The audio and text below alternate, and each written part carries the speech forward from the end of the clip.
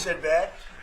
Before I took this position, Mr. President. I don't like you either. I don't, and I probably never will. Go ahead. No, you went. Go ahead, behind you. Mr. President, your Secretary of the Navy said there will be some clarifications around some ambiguities on AUKUS. Can you tell us Well, what? he'll get that taken care of. These are just minor details that he'll Can take. I ask you specifically on... John, you're going to get that taken care of, right? Correct. There shouldn't be any more clarifications because we're just going now full steam ahead building. Yeah, please. Thank you, Mr. President. Are you now satisfied with Australia's defence investment, or do you want Australia to invest more in defence? Well, I'd always like more, but they have to do what they have to do. You know, you can only do so much. I think they've been great. They're building magnificent holding pads for the submarines. It's going to be expensive too. You wouldn't believe the level of complexity, right, and how expensive it is. They're building tremendous docking because they have a lot of ships and a lot of things happening. And I think their military has been very strong, very, very strong. Over here, please. Mr. President, on the war that you haven't solved yet, the Ukraine-Russia situation, have you now locked in a meeting? And can you explain, just a few weeks ago at UNGA, you said that Ukraine could possibly win the war and keep its territory, but now the story seems something different. They will, but they could still win it. I never said they would win it. I said they could win. Anything can happen. You know, war is a very strange thing. A lot of bad things happen, a lot of good things happen. If you look at the Middle East, I would say prior to us hitting Iran so hard, we could have never made that deal because you would have had a dark cloud over the Middle East when we took out their nuclear capability, which was one of the great military maneuvers of all time. It was flawless. You saw that. Yeah. Those magnificent B-2s. I mean, that was a flawless move that was done by some very talented people, headed up by Pete and everybody else, and our great generals, and General in particular, Raisin Kane. We did a great job. And when that happened, everything was different, and we were able to get a deal. If we didn't do that, if it wasn't, you know, they wanted to do that for 22 years, Mr. Prime Minister. For 22 years, I had the pilots here, the B-2 pilots, and they came to the Oval Office, and I thought they deserved it. They flew 37 hours back and forth. We had 52 tankers up there. We had a lot of planes up there with them, but they were the primary plane. But we had a lot of planes, F-22s and F-35s and F-16. We had a lot of planes. But we had 52 tankers. Can you believe that? And it was just like a flawless mission. And when it was finished, the Middle East just opened up. Amazing. And they've wanted to do it for 22 years. The pilots came up to me. They said, you know, for 22 years we practiced this maneuver. 3 times a year for 22 years, our predecessors and us. These are now young pilots, you know, but they're older now. Predecessors practiced it. And they said, we never had a president that would let us do it, but I let him do it, and it totally opened up the Middle East. It took the cloud over the, you know, we had a dark cloud over the Middle East, and now it's all, I mean, we have a little situation relatively with Hamas, and that will be taken care of very quickly if they don't straighten it out themselves, because they're in violation of their agreement.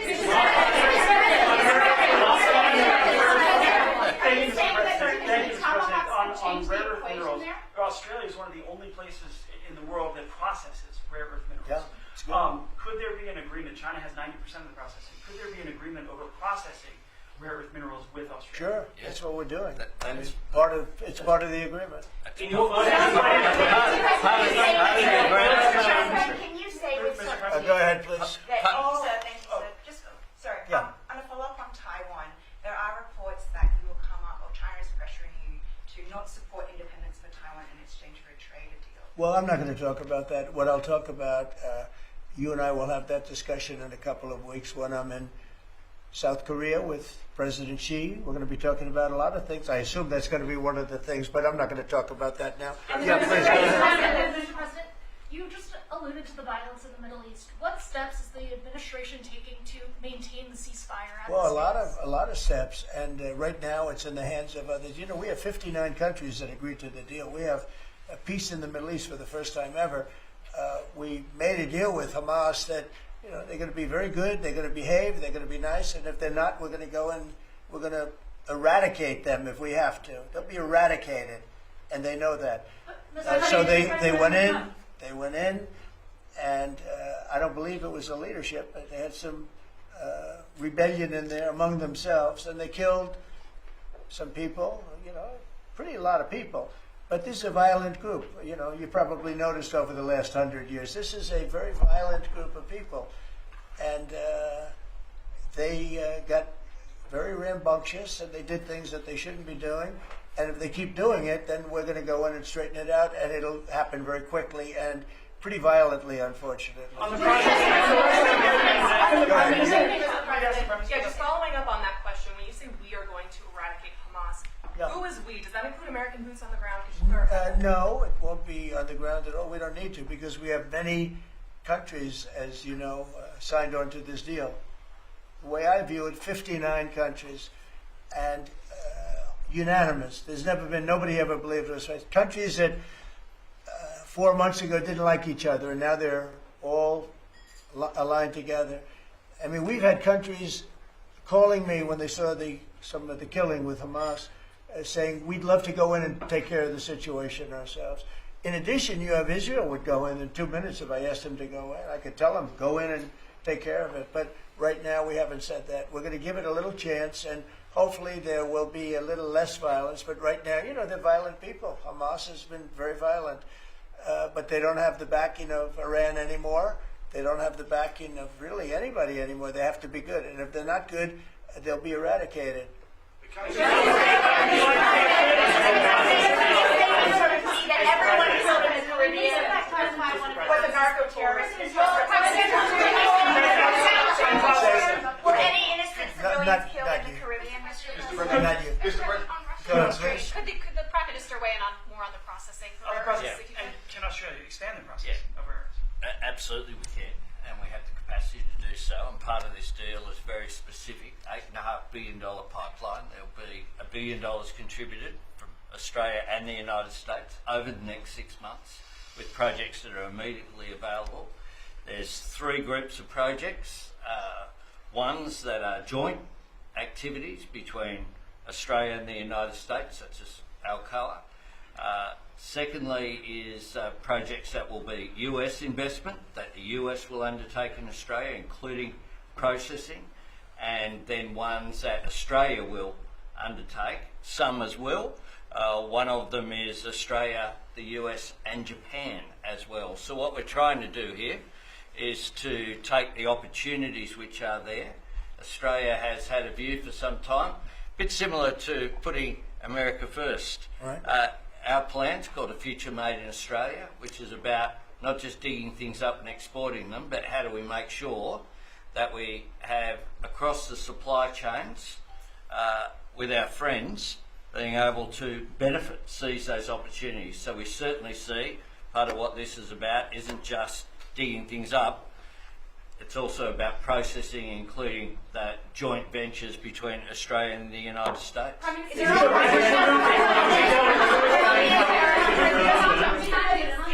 US and Australia really compete with China? Aren't we decades behind in terms of development? No. You've been reading the wrong newspapers. We're not decades. We are way ahead of China militarily, the United States. We're way ahead of them in every form of military, other than they're building a lot of ships, and we'll have that started. We'll be catching them on that. But we will, when it comes to weaponry, when it comes to, I'll go right now, AI. The big thing is AI. They're building more plants in this country than anybody ever imagined. We're going to have over $20 trillion of investment for this year. The most we ever had was a tiny fraction of that. As an example, Biden, who's the worst president in the history of our country by far, by the way, but they were less than $1 trillion for 4 years. We're already now breaking $18 trillion of investment in 8 months. 18 trillion. No country in history has ever done that. We're way ahead of China in AI, and we're way ahead of China militarily from the standpoint of the sophisticated weapons. We have weapons that a lot of people don't even know about it. I got them started 4 years ago. I rebuilt the military 4 years ago, fortunately, because Biden didn't do anything but give a piece of it away to Afghanistan. Fortunately, as much as it sounded like it was a small part of what I built, but the Afghanistan giveaway was one of the worst. That was probably the most embarrassing day in the period in the history of our country. but we have the greatest military, we have the best equipment, we have the best manufacturers of equipment, we have the best weapons. When you look at our weapons, I've been talking a lot about our weapons. Everybody wants our weapons. But it's great to be working with Anthony. It's great to be working with the people of Australia because they also, I mean, it's a smaller country, but you have done a fantastic job in weaponry and the kind of things that we do a lot of joint work together. Our militaries work very, very closely together. We've been really an amazing ally when you think of it, right? There's never been any games. We're strongly committed, and they're strongly committed. There are some games with other countries, but there haven't been games with Australia.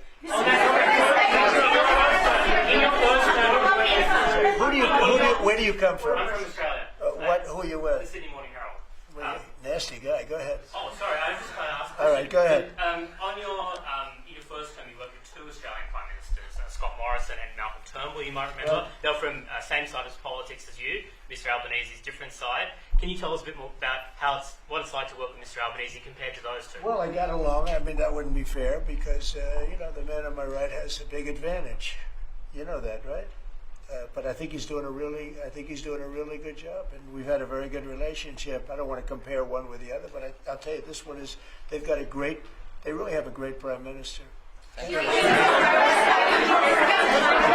is that a good Thank you. statement? I'll use it in my ads in 28.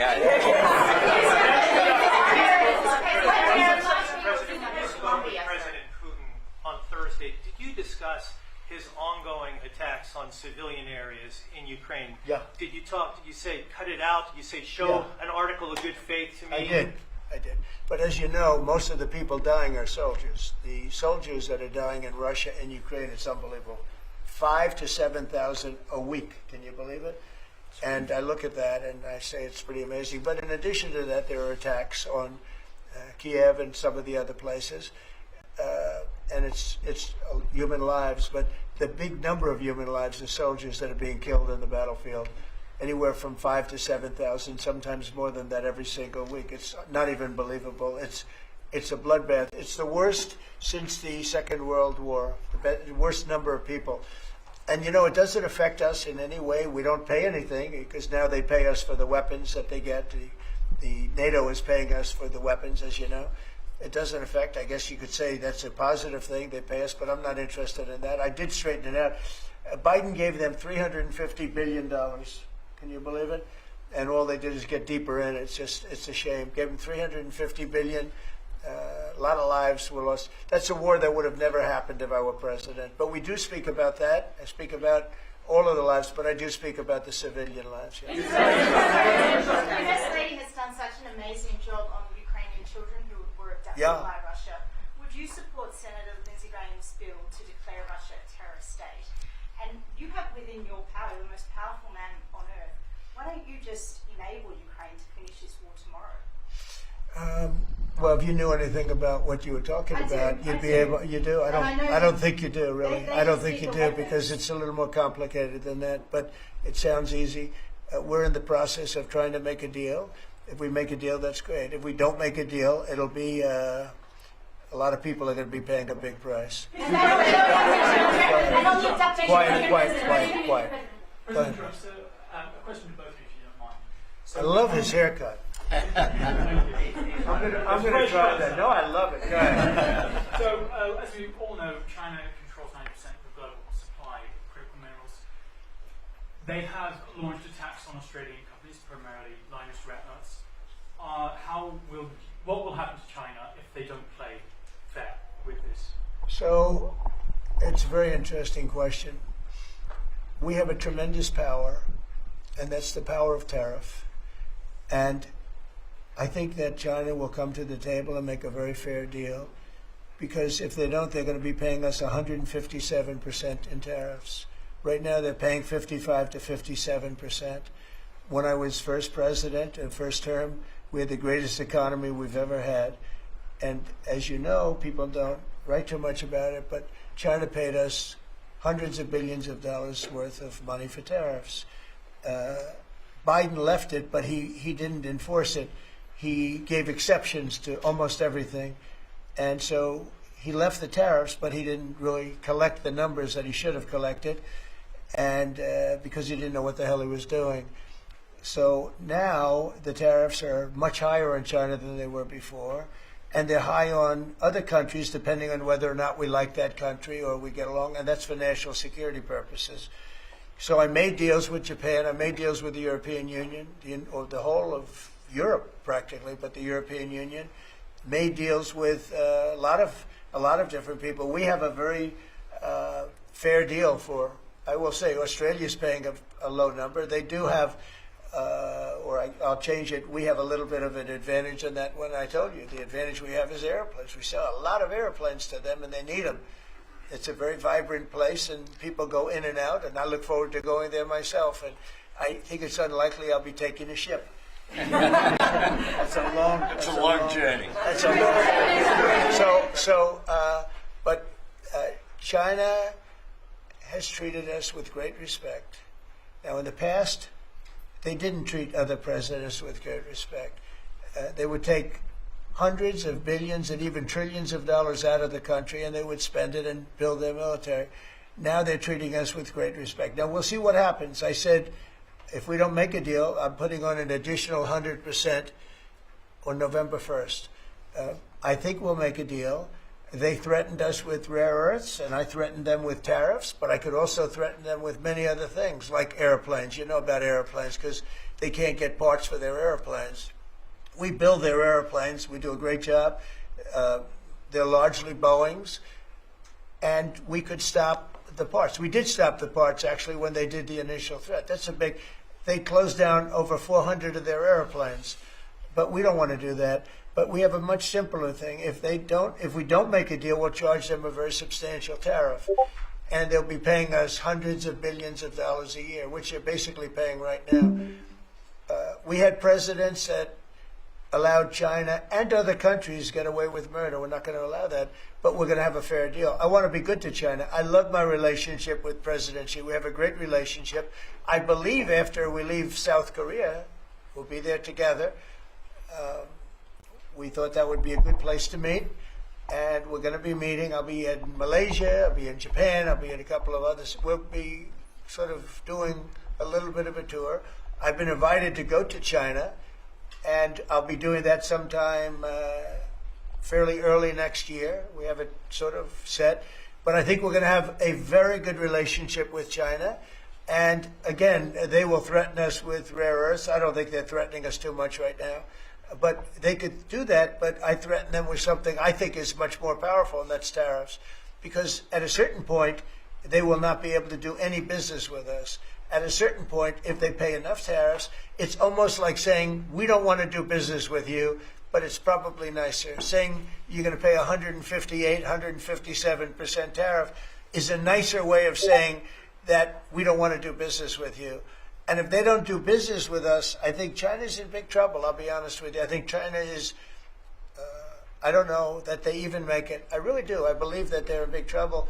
And I don't want them to be in big trouble. I want them to do great. I want them to thrive. But we have to thrive together. It's a two-way street. I think when we finish our meetings, and it's going to be a big deal. I'm meeting with a lot of other countries, but this seems to be the one that people are very interested in. I think when we finish our meetings in South Korea, China and I will have a really fair and really great trade deal together. I want them to buy soybeans. They stopped buying our soybeans because they thought that was punishment. And it is punishment to our farmers, but we're not going to allow that to happen because I made a great trade deal with China, a $50 billion trade deal, and they were great about it. They were doing everything that they were supposed to do. And then when Biden came in, you know, I used to call President Xi all the time to say, thank you, or you're not buying enough. In other words, they were supposed to buy. Biden, do you think Biden ever called him? I don't think Biden ever called him. You think Biden lied awake at night thinking about trade with China? He didn't know what he was doing. He was an incompetent president. We had an incompetent president, but you don't have that anymore. So I think we're going to end up having a fantastic deal with China. It's going to be a great trade deal. It's going to be fantastic for both countries. And it's going to be fantastic for the entire world. Thank you very much, everybody. Thank you very much.